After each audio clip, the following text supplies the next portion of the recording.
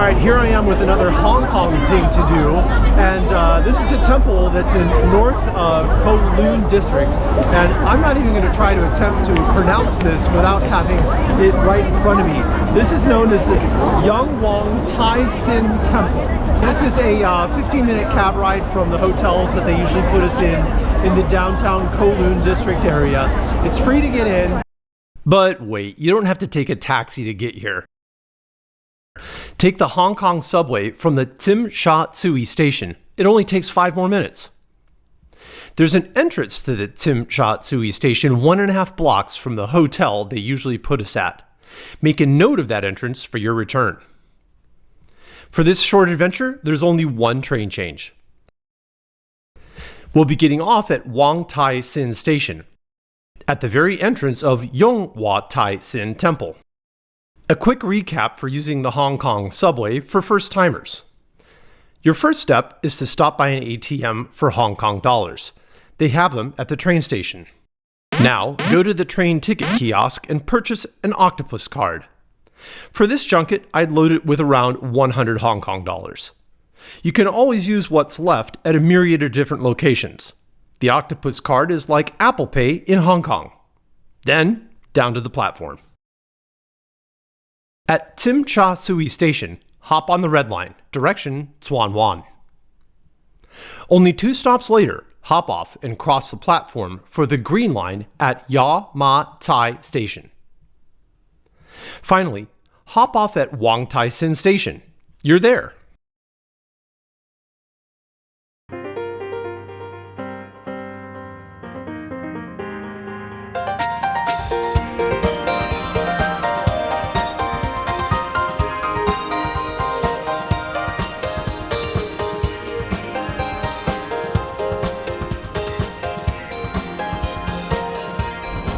Oh my gosh, people are so crazy about these lion tiger things. I just waited about 7 minutes to get a clean picture of myself next to it. Needless to say, it is bonkers here. It's a Saturday, it's really busy, it's a Christmas season. I wouldn't expect it to be this busy on most other days though. But let's press on.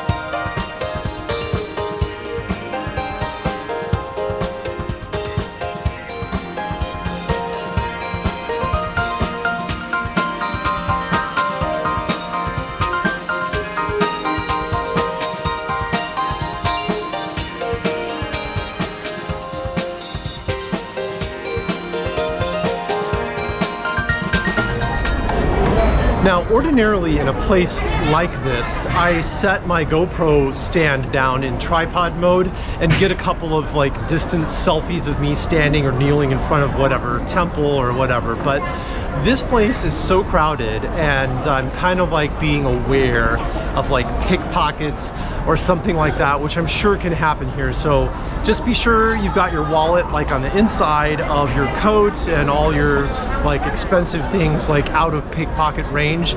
So that's the only like sense that I'm getting here, is that it's not quite as secure as some other places might be.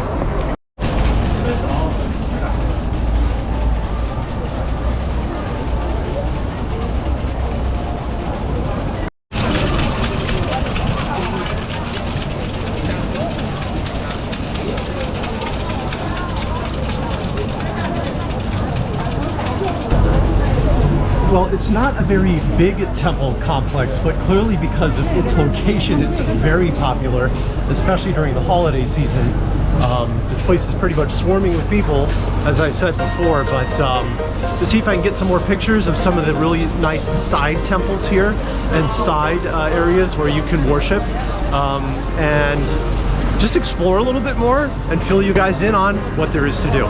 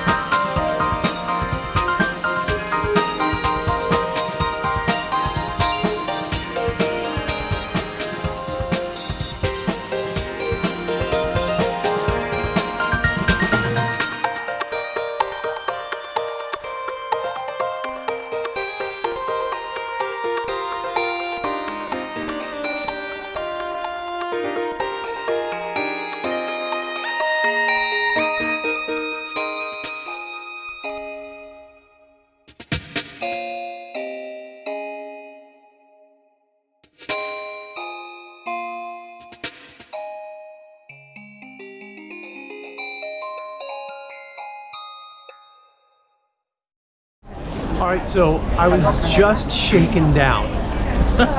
Well, kind of. So I was approached by a monk here in this picture, and he gave me these awesome beads, and he was bowing to me and giving me lots of body language. I hope you're enjoying yourself. And then, of course, after getting a picture with him, the one I just showed you, he certainly knew one English word well: money. So I gave him a $20 bill. I did have Hong Kong dollars with me, but I had just nothing but hundreds. So anyway, he took the 20 and was happy with that, and he was on his merry way. But I did get these beads to remember the experience by. Expect to be shaken down. Bring some extra money with you. But anyway, this is a beautiful bronze casting that's coated in gold behind me. As usual, it takes up an entire wall. Absolutely beautiful. Again, but absolutely crowded. That's okay. It's good to be around people for a little bit, but here again, this is another reason why it pays to have the job that I do, because you get to come to places like this and experience the culture. It's really great. Since you've come this far, time permitting, take the short walk across the freeway to Nan Lin Gardens and the Chai Lin Nunnery. There's a taxi stand halfway there, so if you absolutely must be back at the hotel in a flash, it's possible. Okay, we've made our way to Nan Lin Garden. It's about a 22-minute walk across some busy freeways, but there are some pedestrian bridges that can get you here without much trouble. Let's take a look and see what's inside.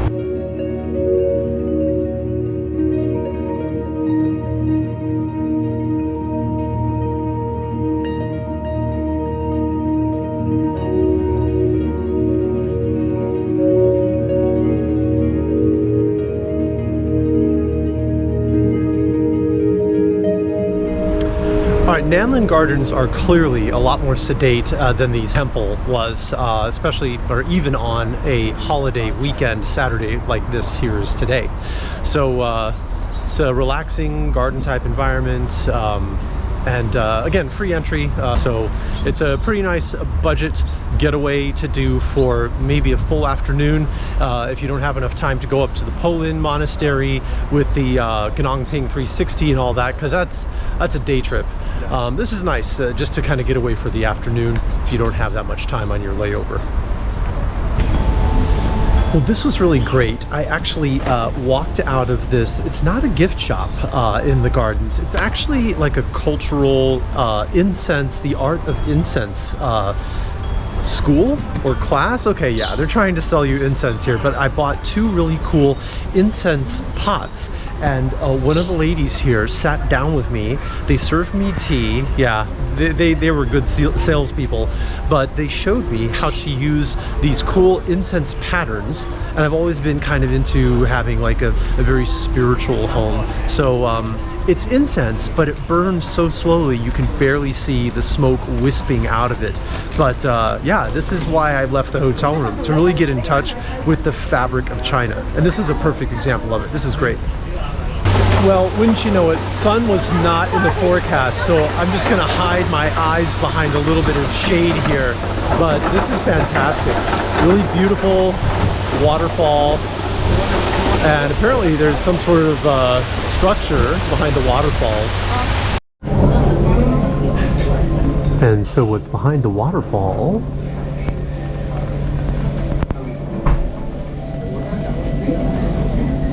is a restaurant. Beware, however, it's a vegetarian restaurant. You won't find any steak, pork, fish, or anything that used to have a beating heart here. So here we are. I don't know if we're in the center of the gardens or not, but this is just an unbelievable vista here. They've really done a great job of bringing like everything together here. Architecture, vegetation, also even like stonework, just really pretty here. You know what'll make it even prettier? When I get my face out of the shot.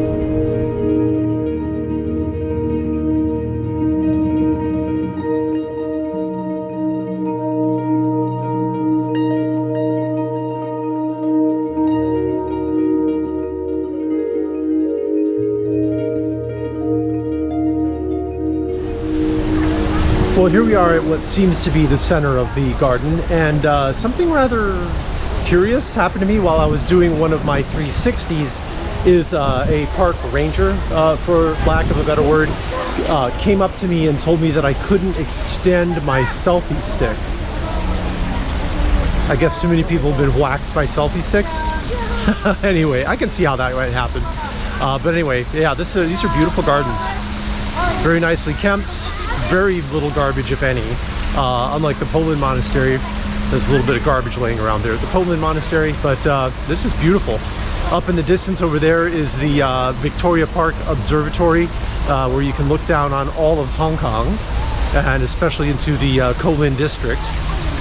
Yeah, it's really pretty here. I like it. It was worth coming.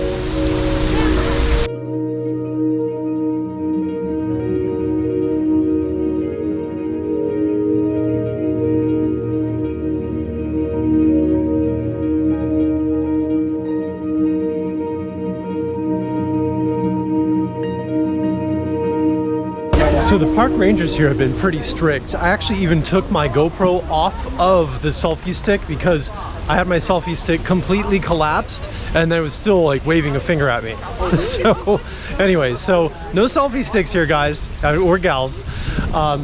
What's really amazing is behind me, this is really just a gatehouse to the temple where they have all the Buddhas and all the deities, and there's no photography allowed. Beyond that gatehouse is really where this park shines, and it's too bad that I can't take a camera back there. Well, I could, but they had to remain in my pockets because it's absolutely stunning. Guys, you owe it to yourselves to come here to this garden. This is fantastic, and I almost didn't come here because a taxi driver said it would take an hour to get here. It only took 22 minutes. I'm glad I came here. This is the attraction.